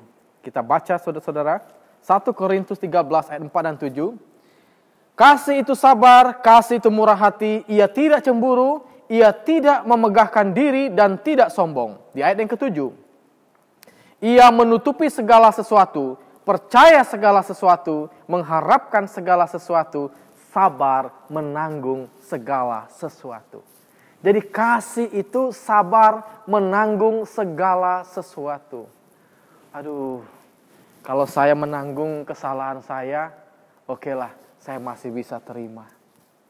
Tetapi kalau saya menanggung kesusahan yang bukan kesalahan saya, sepertinya setiap orang akan apa? Akan memberontak. Kenapa harus saya yang tanggung ini?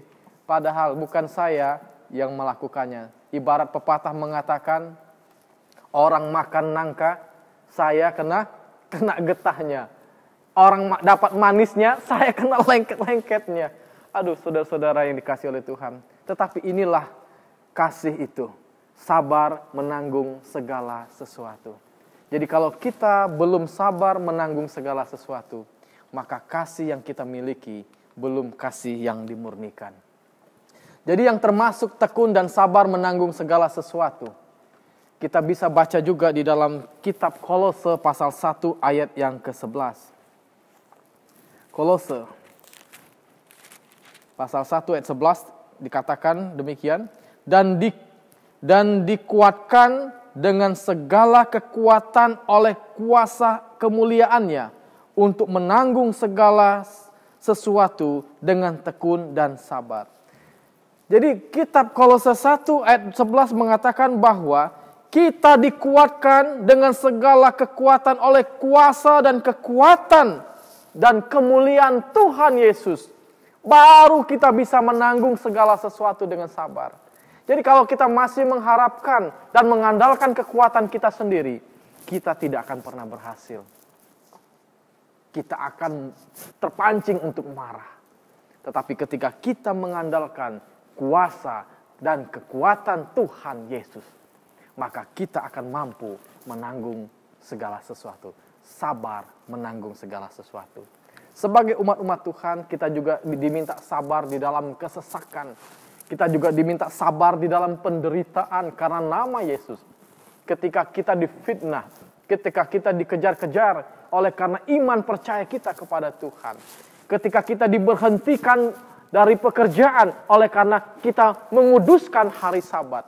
Kita diminta sabar dalam segala kesesakan. Kita juga diminta sabar terhadap nabi-nabi palsu, guru-guru palsu yang mengajarkan hal-hal yang bertentangan dengan kebenaran firman Tuhan. Karena firman Tuhan mengajar kita agar kita menegur mereka dengan kasih, bukan dengan kemarahan. Saudara-saudara yang dikasih oleh Tuhan. Dengan demikian, kita harus sabar kepada semua orang. Baik itu orang yang kita kenal atau orang yang tidak kita kenal. Baik itu orang yang selalu menunjukkan kasih kepada kita atau kepada orang-orang yang selalu menunjukkan sikap dan permusuhan kepada diri kita. Kita sebagai umat-umat Tuhan dituntut untuk sabar menanggung segala sesuatu. Kemudian kita baca juga di dalam 2 Korintus pasal 11 ayat yang ke-20. Karena kamu sabar jika orang memperhambakan kamu, jika orang menghisap kamu, jika orang menguasai kamu, jika orang berlaku angkuh terhadap kamu, jika orang menampar kamu.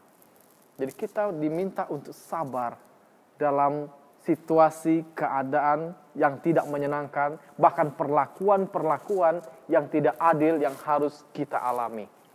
Paulus tekankan dalam firman Tuhan dalam 2 Korintus 11 ayat 20, kita diminta untuk sabar. Pertanyaannya, mengapa kita harus sabar?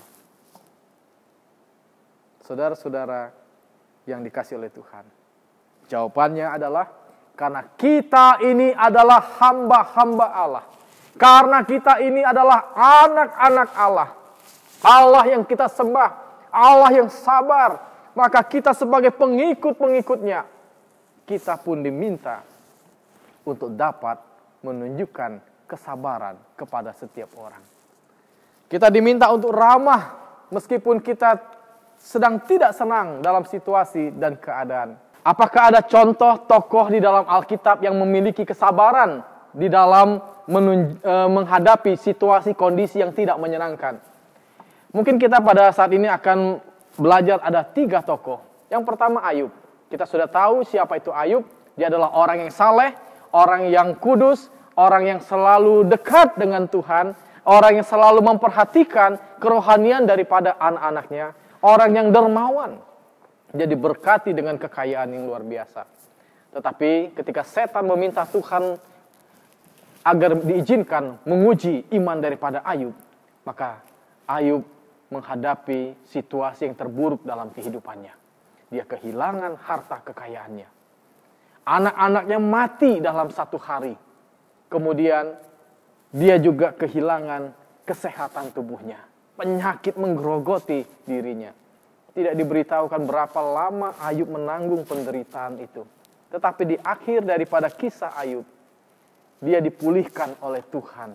Kesehatannya dikembalikan, hartanya dikembalikan, dan dia anak-anaknya pun dia dapatkan kembali. Saudara-saudara yang dikasihi oleh Tuhan, Ayub sabar menanggung segala sesuatu. Bukan saja pada waktu dia kaya, tetapi pada waktu dia miskin, pada waktu dia sakit, dia tetap sabar menanggung segala sesuatu. Dan hanya berharap bergantung kepada pertolongan Tuhan.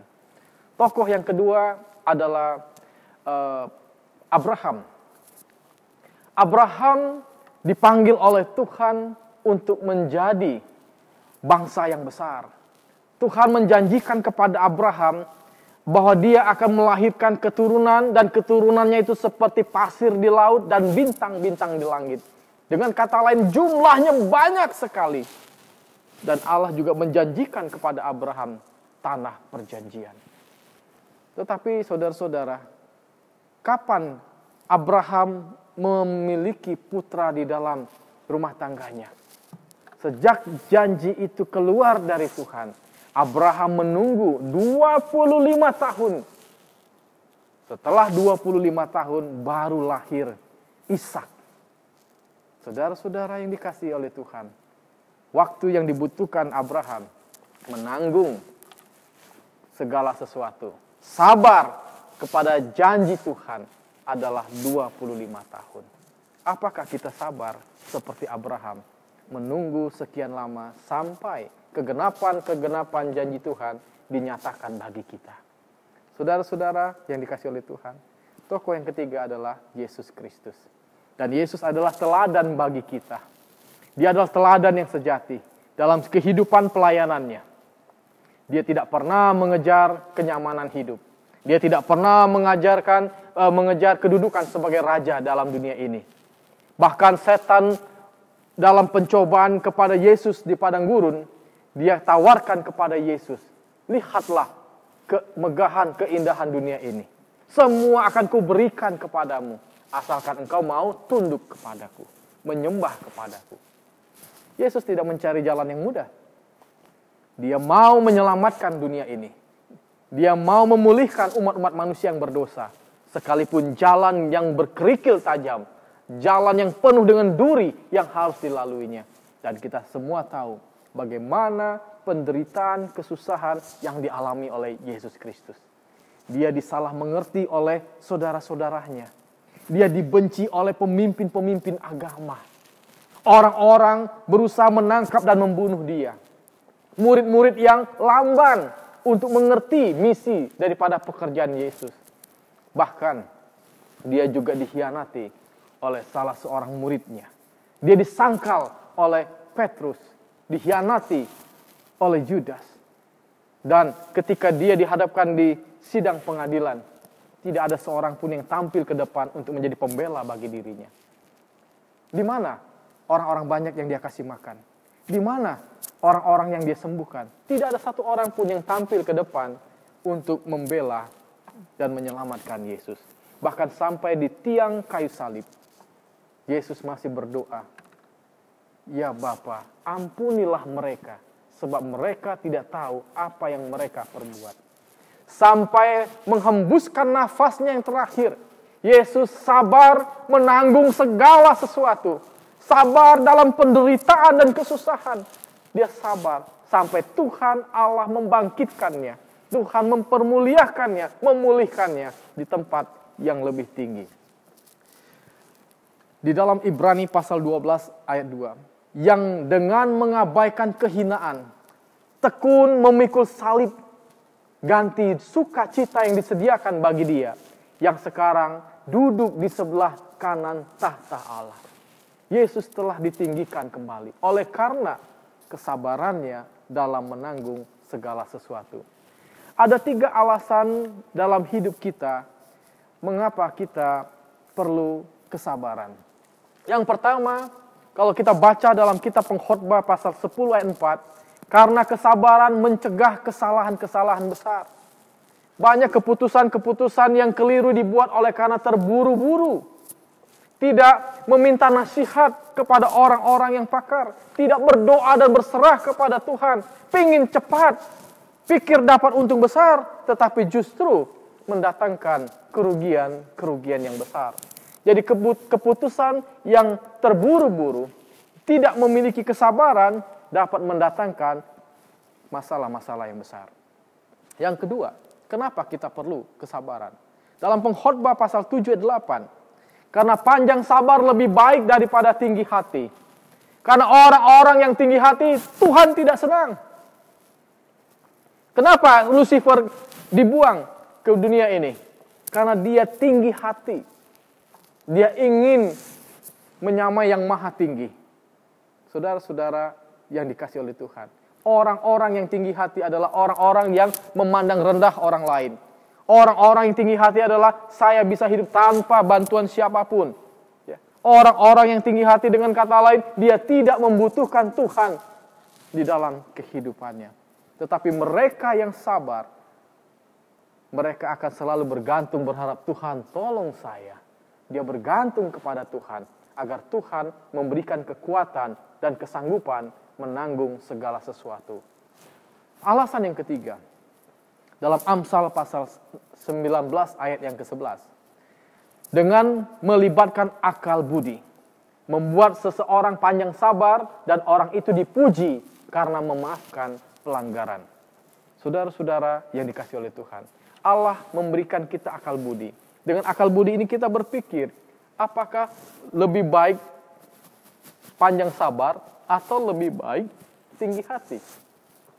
Oh, semua orang pasti tahu. Panjang sabar lebih baik daripada tinggi hati. Kalau kita menggunakan akal budi. Saudara-saudara yang dikasih oleh Tuhan, bagaimanakah kita menunjukkan kesabaran di dalam kehidupan kita? Karena kesabaran itu adalah karakter daripada Tuhan Yesus Kristus. Yang pertama, kita harus senantiasa bersyukur kepada Allah yang telah menciptakan kita. Ketika terjadi hal-hal yang tidak diinginkan dalam hidup kita, apakah itu kerugian, kebangkrutan, apakah itu duka cita, kematian dari orang-orang yang kita kasihi, maka pertanyaan yang biasa muncul dalam diri kita adalah, mengapa saya? Mengapa saya harus alami ini? Tetapi Alkitab memerintahkan kita untuk bersuka cita dalam kehendak Allah. Dalam Filipi pasal 4 ayat 4, bersukacitalah senantiasa. Saudara-saudara, kita diminta untuk bersukacita meskipun kita menghadapi sesuatu hal yang tidak menyenangkan bagi kita. Jadi ketika kita menjalani hari-hari kita dengan segala sesuatu yang tidak menyenangkan, maka kesabaran itu akan semakin bertumbuh pada saat kita dapat bersyukur dan bersukacita kepada Tuhan. Yang kedua, yaitu kita berusaha memahami rencana dan tujuannya. Apa maksud rencana Tuhan diizinkannya? Semua ini terjadi. Saudara-saudara, Ayub tidak pernah tahu percakapan antara setan dengan Allah untuk mendatangkan ujian pencobaan kepada Ayub. Ayub tidak pernah tahu itu, saudara-saudara. Tetapi dia hanya memiliki satu sikap yang teguh, bahwa dia tidak menyalahkan Tuhan. Tuhan yang memberi, Tuhan yang mengambil. Hanya itu pengetahuan yang dimiliki oleh Ayub. Dan dia tidak komplain. Kenapa Tuhan ambil? Kenapa Tuhan ambil? Tidak, saudara-saudara. Aku lahir ke dunia ini dengan telanjang, aku akan kembali dengan tidak membawa apa-apa. Inilah sikap kerendahan hati daripada Ayub. Kadang-kadang Allah menempatkan kita dalam situasi yang sulit. Bukan untuk mencelakakan kita. Tetapi Dia izinkan kesulitan-kesulitan itu supaya membentuk karakter kita. Supaya memurnikan iman kita. Supaya kita dapat melihat betapa Allah itu adalah satu-satunya penolong bagi kita.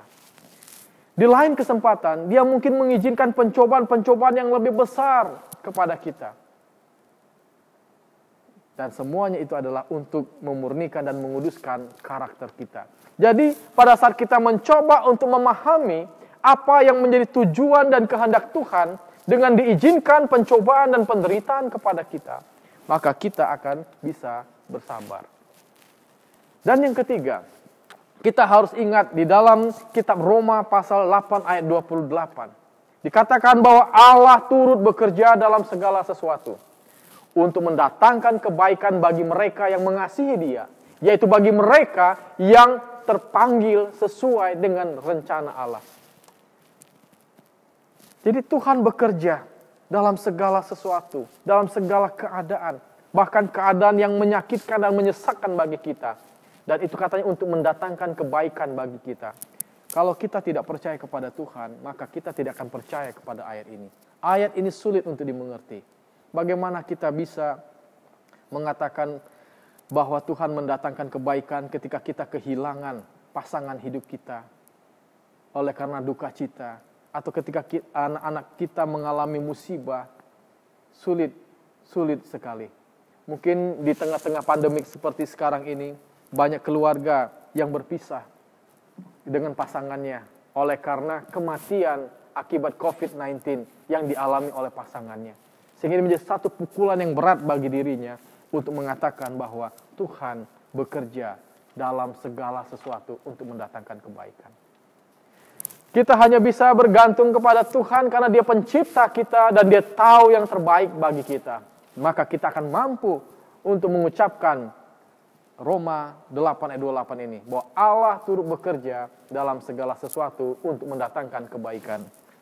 Saudara-saudara yang dikasihi oleh Tuhan, pada saat kita terjebak dalam kemacetan, pada saat kita dikhianati oleh teman kita, atau mungkin pasangan hidup kita, atau barangkali kita menghadapi anak-anak yang tidak menghormati kita sebagai orang tua, tidak mau mendengarkan nasihat-nasihat kita, atau mungkin kita dihina di hadapan umum oleh sahabat-sahabat kita.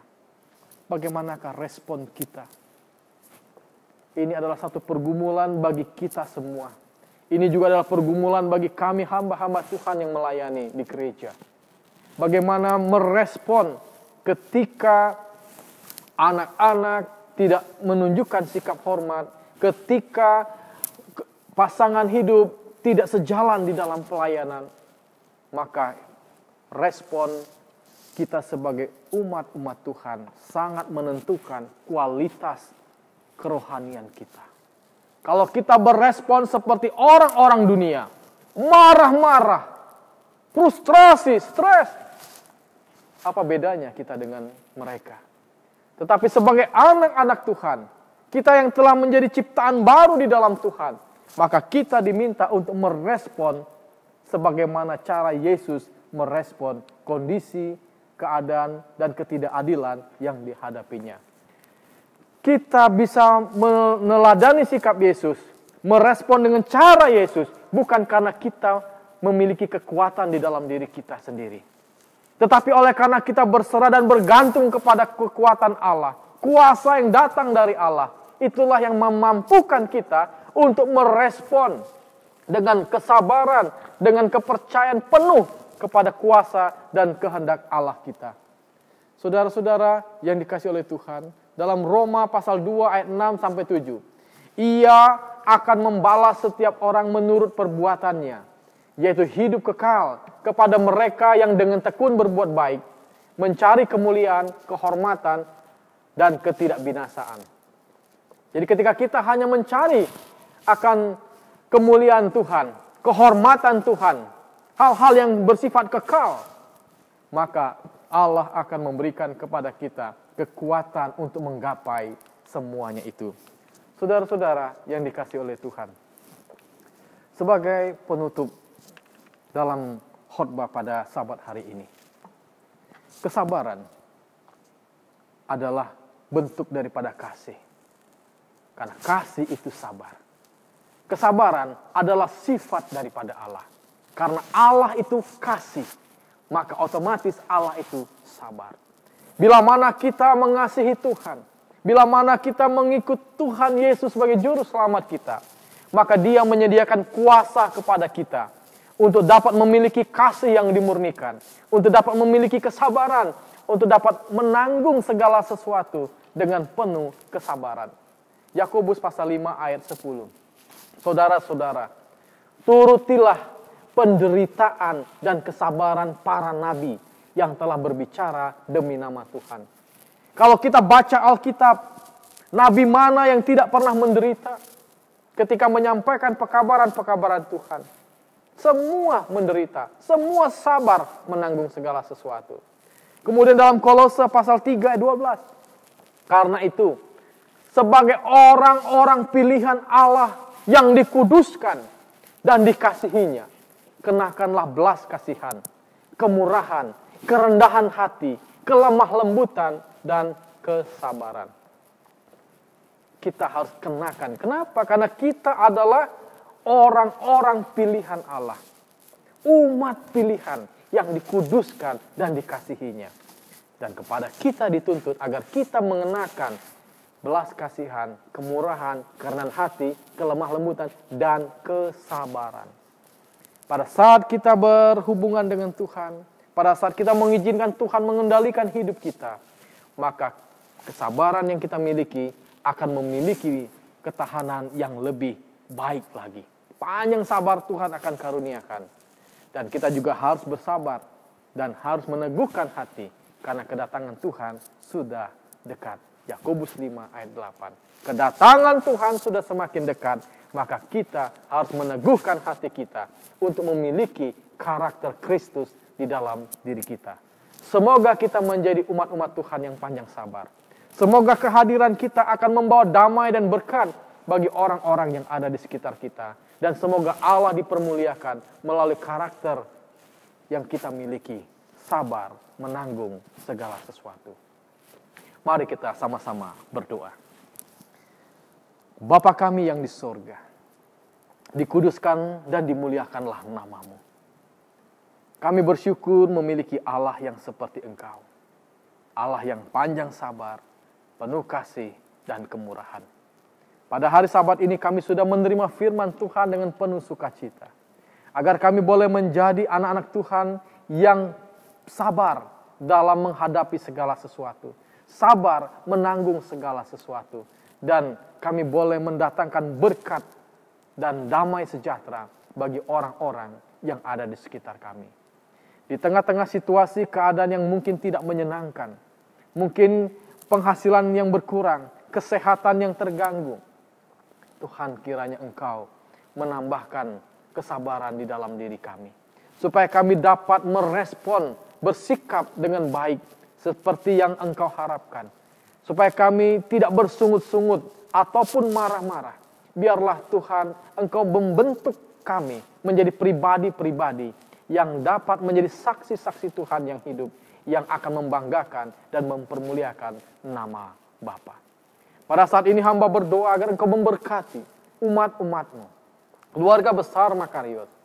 Kiranya Tuhan memberikan kesehatan, Tuhan memberikan rezeki, Tuhan memberikan sukacita dan keselamatan kepada masing-masing kami. Dan Engkau meneguhkan iman kami, bahkan menambahkan iman kami hari demi hari. Supaya bila mana Tuhan Yesus datang untuk yang kedua kali, kami didapati memiliki iman, kami didapati layak untuk bertemu dengan Tuhan dan akan diobahkan dan dibawa masuk ke dalam kerajaan sorga. Bapa di sorga, izinkanlah hamba-Mu mengangkat kedua tangan, memohon berkat kemurahan daripada-Mu. Dan biarlah tangan Tuhan sendiri akan terangkat, memberkati akan umat-umat-Mu ini.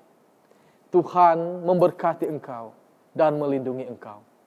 Tuhan menyinari Engkau dengan wajah-Nya yang kudus dan memberi Engkau kasih karunia. Tuhan menghadapkan wajah-Nya kepadamu dan memberikan engkau damai sejahtera dari sekarang sampai selama-lamanya.